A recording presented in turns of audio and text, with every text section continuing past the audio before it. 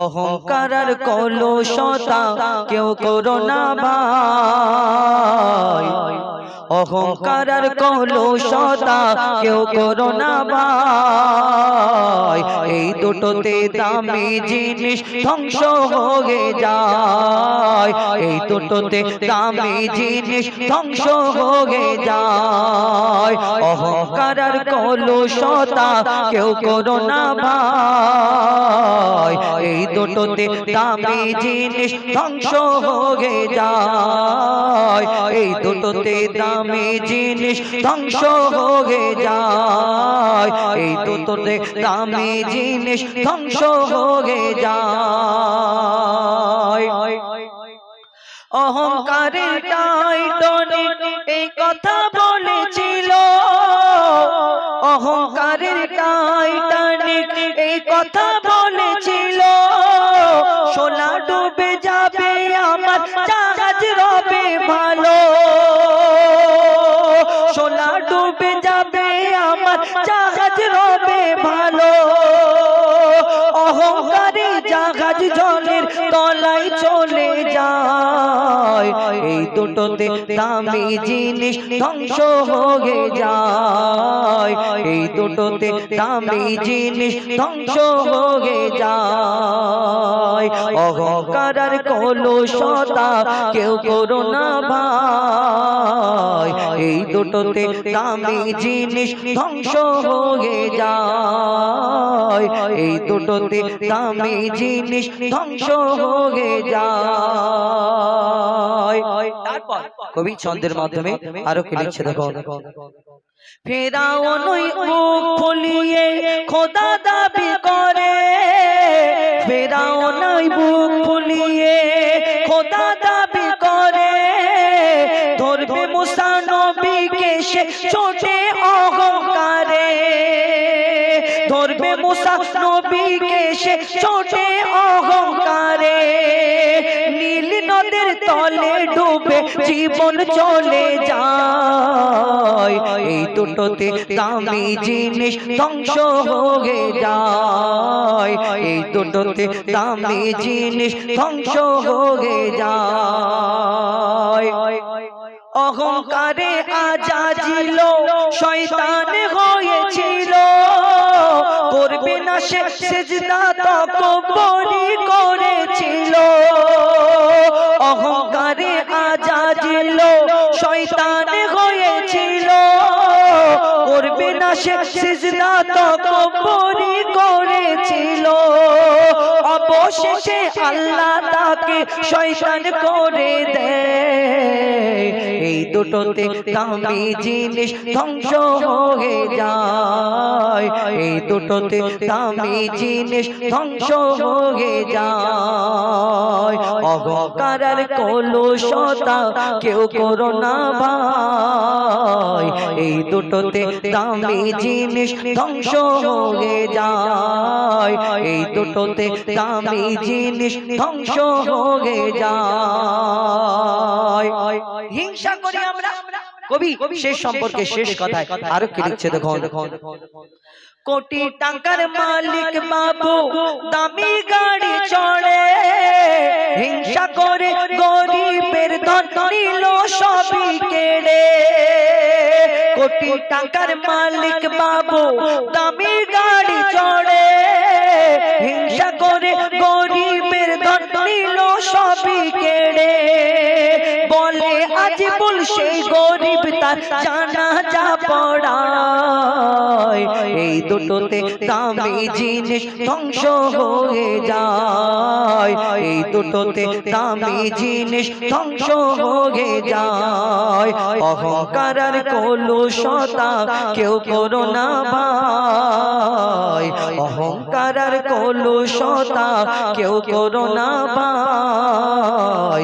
এই দুটোতে দামি জিনিস ধ্বংস হয়ে যায়। এই দুটোতে দামি জিনিস ধ্বংস হয়ে যায়। এই দুটোতে দামি দামি জিনিস ধ্বংস হয়ে যায়। শুনলে একটি অহংকার সম্পর্কে শিক্ষামূলক গজল আমি চেষ্টা করি, বিশেষ করে এখন আমি এইদিক ওদিক গজল না বলি, যার থেকে আমাদের কিছু ফায়দা হয় শিক্ষামূলক গজল আমি আপনাদের সঙ্গে তুলে ধরার চেষ্টা করি। আর একটা নতুন গজল বলবো, একদম যে কটা বলেছি একটাও ওই শুধু সাগর নদীটা বাদ দিয়ে সব কটা আমি চেষ্টা করি যে একদম নতুন গজলগুলো আপনাদের সঙ্গে তুলে ধরার। কেন প্রত্যেক বছরে এখানে আমাদের আনেন আমাদের চিত্রশালীর কমিটির ভাইরা, নাজিমউদ্দিন ভাই আরো যারা রয়েছে এবং তাহলে কমিটি আরো দর্শকবৃন্দ যারা আছে বলবেন এই কে কে আনে শুধু সেই ওই গজলগুলো বলে যায়। তাই আমি চেষ্টা করছি যত নিত্য নতুন গজল আমার সেইগুলো আপনাদের সঙ্গে তুলে ধরার চেষ্টা করি, নাকি ভাই? কেন না না যাতে আমারও বদনাম হয় না, না আমাদের চিত্রশালী কমিটি এটা খুব আমার নিজের মতো, এনাদেরকে আমার খুব ভালো লাগে, এনারাও আমাকে প্রচন্ড ভালোবাসে। তাই আমি চেষ্টা করব যাতে সবাই সম্মান বজায় থাক এবং সবাই ভালো লাগে এবং আপনাদের যেমন ইচ্ছা বলবেন আমার কমিটির ভাইদের, এনারা যেমন বলবেন আমি আপনাদের সঙ্গে তুলে ধরার চেষ্টা করব ইনশাআল্লাহ। শুনতে থাকুন ছোট্ট করে আরো একটি একদম নিত্য নতুন গজল কবি ছন্দের মাধ্যমে অতি মূল্যবান কথায় লিখছে। দেখুন, আমার নবীর আবির্ভাবে ঝুঁকে গেল ত্রিভুবন, আমার নবীর আবির্ভাবে ঝুঁকে গেল ত্রিভুবন, তার গুণগানে আল্লাহ মাবুদ দরুদ পড়ে সর্বক্ষণ। আমার নবীর আবির্ভাবে ঝুঁকে গেল ত্রিভুবন, তার গুণগানে আল্লাহ মাবুদ দরুদ পড়ে সর্বক্ষণ। ইবলিস শুধু কেঁদেছিল, ইবলিস শুধু কেঁদেছিল, সিজদায় সেদিন ঝুঁকলো না। এক আল্লাহ ছাড়া ঝুঁকে গেল সারা জামানা, আল্লাহ ছাড়া ঝুঁকে গেল সারা জামানা। আমার নবীর আবির্ভাবে ঝুঁকে গেল ত্রিভুবন, তার গুণগানে আল্লাহ মাবুদ দরুদ পড়ে সর্বক্ষণ। ইবলিস শুধু কেঁদেছিল, সিজদায় সেদিন ঝুঁকলো না। এক আল্লাহ ছাড়া ঝুঁকে গেল সারা জামানা, আল্লাহ ছাড়া ঝুঁকে গেল সারা জামানা। আমার নবী যখন ধরনীর বুকে এসেছিলেন, আমার নবী আসার আগে কাবা শরীফ ছিল, কাবার মধ্যে 360টি মূর্তি ছিল, ওই মূর্তিগুলোকে মানুষ উপাসনা করত, প্রার্থনা করত। আমার নবী যেদিন আসলো এই মূর্তিগুলো আমার নবীকে দেখে সেদিন কি সাক্ষী দিয়েছিলেন কবি ছন্দের মাধ্যমে অতি মূল্যবান কথায় আরো কি লিখছে দেখুন। ও তার রূপ চেহারার আরেক জোড়া সৃষ্টি করেনি খোদা, ও তার রূপ চেহারার আরেক জোড়া সৃষ্টি করেনি খোদা। খোদা নিজেই গড়ে প্রেমে পড়ে নাম ডাকে তার মুস্তাফা, খোদা নিজেই গড়ে প্রেমে পড়ে নাম ডাকে তার মুস্তাফা। আর তার তারিফে কলমা কোরআন, তার তারিফে আজান হয়, 104 সব কিতাবে দিল যে তার পরিচয়, 104 সব কিতাবে দিল যে তার পরিচয়। সে এলো ধরায় এমন সময়, ও সে এলো ধরায় এমন সময়, তখন খোদাকে কেহ চিনত না। পাথরকে সব খোদা ভেবে করত তখন প্রার্থনা, পাথরকে সব খোদা ভেবে করত তখন প্রার্থনা। 360 মূর্তি ছিল ইব্রাহিমের কাবাতে, আমার নবীর আসার পরে চিড় ধরে সব মূর্তিতে, আমার নবীর আসার পরে চিড় ধরে সব মূর্তিতে। ওই মূর্তিগুলো সাক্ষী দিল, ওই মূর্তিগুলো সাক্ষী দিল আল্লাহ শুধু একজনা। মুহাম্মদ খোদার শেষ নবী, নবী কেউ আর আসবে না। মুহাম্মদ খোদার শেষ নবী, নবী কেউ আর আসবে না। আমার নবীর আবির্ভাবে ঝুঁকে গেল ত্রিভুবন, তার গুণগানে আল্লাহ মাবুদ দরুদ পড়ে সর্বক্ষণ। ইবলিস শুধু কেঁদেছিল, সিজদায় সেদিন ঝুঁকলো না। এক আল্লাহ ছাড়া ঝুঁকে গেল সারা জামানা, আল্লাহ ছাড়া ঝুঁকে গেল সারা জামানা।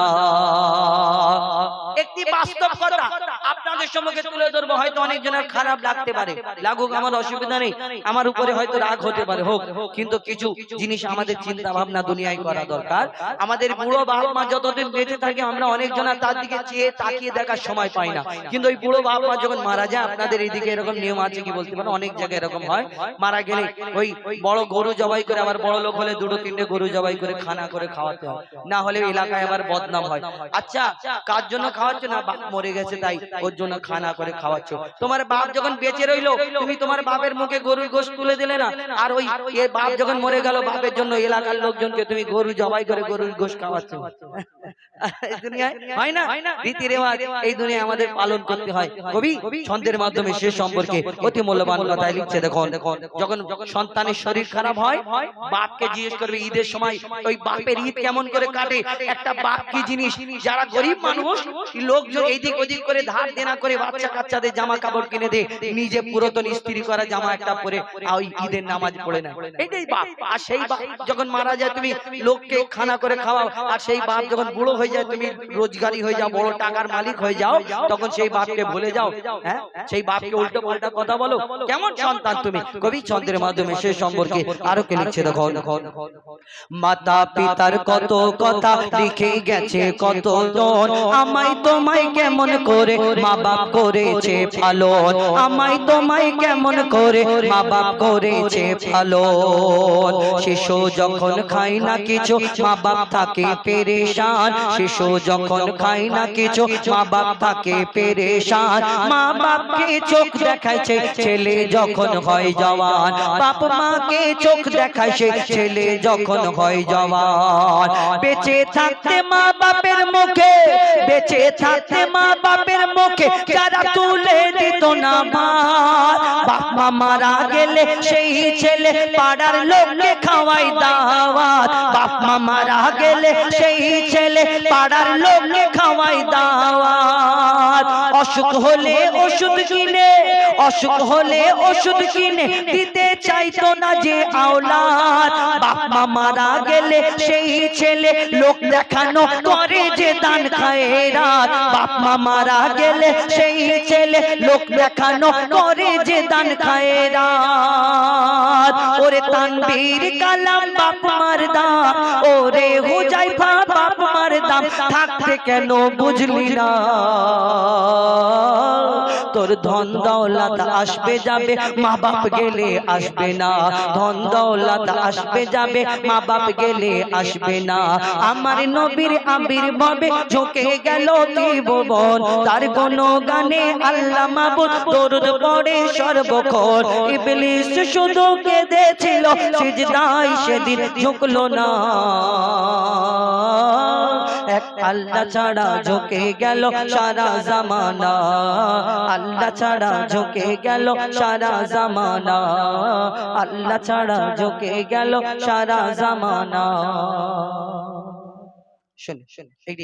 আপনাদের সম্মুখে পরিবেশন করে শোনালাম একটি ঘটনামূলক গজল, কবিতামূলক গজল, সব রকম।